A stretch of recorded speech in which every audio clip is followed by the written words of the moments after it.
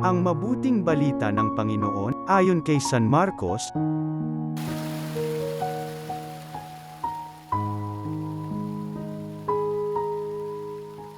Noong panahong yun, may isang kitonging lumapit kay Jesus, na nikluhod at nagmakaawa. Kung ibig po ninyo'y mapag-agaling ninyo ako.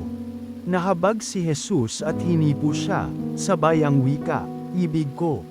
Gumaling ka. Noon di nawala ang ketong at gumaling ang tao. Pinaalis siya agad ni Jesus matapos ang ganitong mahigpit na bilin. Huwag mong sasabihin ito kanino man. Sa halip ay pasuri ka sa saserdote. Pagkatapos, maghandog ka ayon sa iniutos ni Moises, upang patunayan sa mga tao na ikaw ay magaling na. Ngunit umalis siya at bagkus ipinamalita ang nangyari, anupat hindi nahayagang makapasok ng bayan si Jesus. Naroon na lamang siya sa labas, sa mga ilang napuok, at doon pinagsasadya ng mga tao buhat sa iba't ibang dako.